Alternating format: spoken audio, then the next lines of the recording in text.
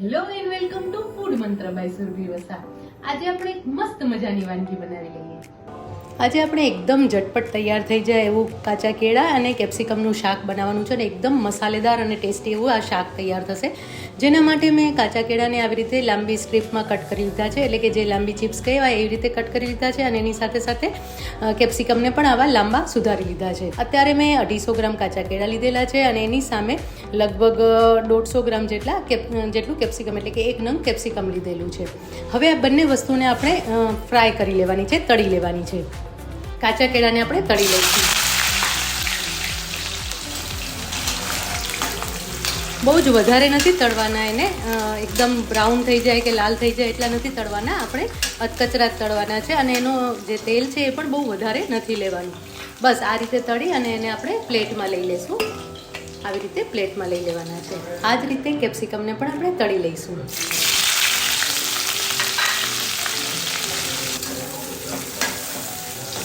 બહુ જ વધારે કેપ્સિકમને પણ નથી તળવાના, થોડા આવતા જતા જ તળી લેવાના છે.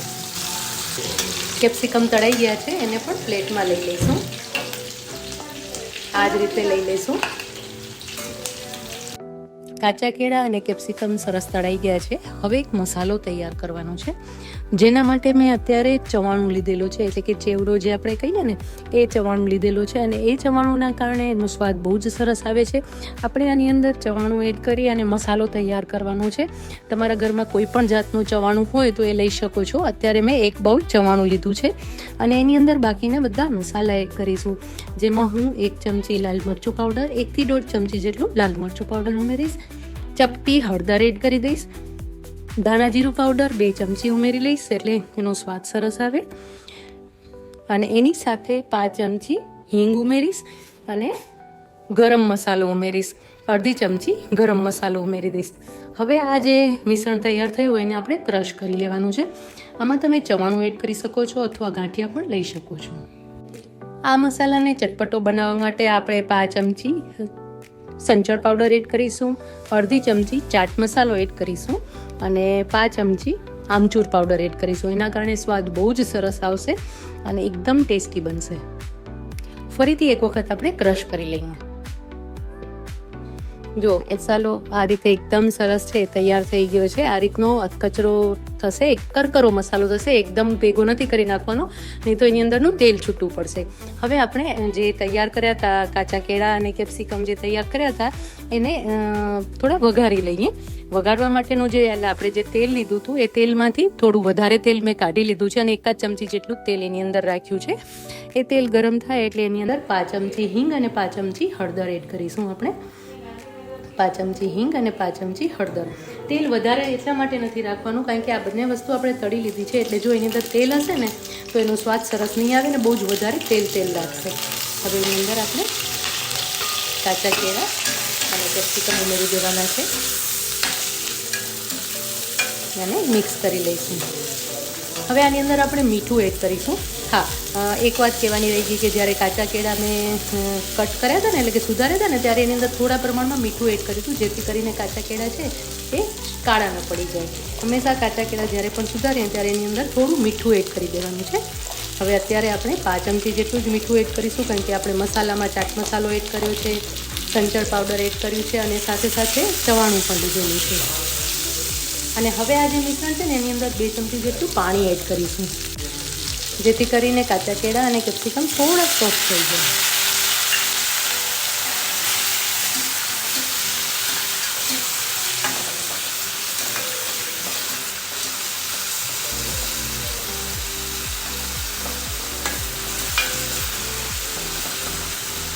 એક મિનિટ માટે થવા દઈશું.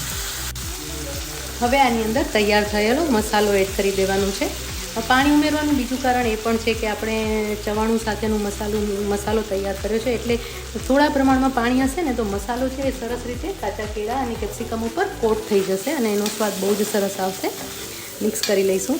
જુઓ, તમે જોઈ શકો છો કે કલર અને જે દેખાવ છે એટલો સરસ લાગી રહ્યો છે અને એનો સ્વાદ તો બહુ જ સરસ છે. તમે એકવાર બનાવશો તો રોજ બનાવતા થઈ જશો, કારણ કે આ જે શાક છે એ બાળકોને બહુ જ પસંદ આવશે. અને હજી આપણે આ મસાલો એડ કર્યા પછી પણ હજી 1 ચમચી જેટલું પાણી એડ કરી દઈશું. જેથી કરીને જે શાક છે એકદમ ડ્રાય ન લાગે.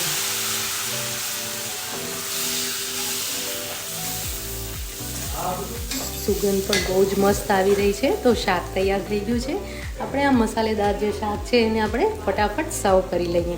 અને તમે જોઈ શકો છો કે તેલ પણ બહુ વધારે નથી દેખાઈ રહ્યું, એકદમ પ્રમાણસર મસાલો છે, એકદમ પ્રમાણસર તેલ છે. તો હવે આપણે એને સર્વ કરી લઈએ. મસ્ત મજાનું શાક તૈયાર થઈ ગયું છે. આપણે એને સર્વ કરી રહ્યા છીએ. એટલું સરસ દેખાઈ રહ્યું છે. આ શાક ભાખરી, પરાઠા, થેપલા કોઈ પણ સાથે બહુ જ સરસ લાગશે અને રોટલી સાથે તો સરસ જ લાગશે. એકદમ મસાલેદાર અને અલગ રીતથી તૈયાર થયેલું કેપ્સિકમ અને કાચા કેળાનું શાક તૈયાર છે.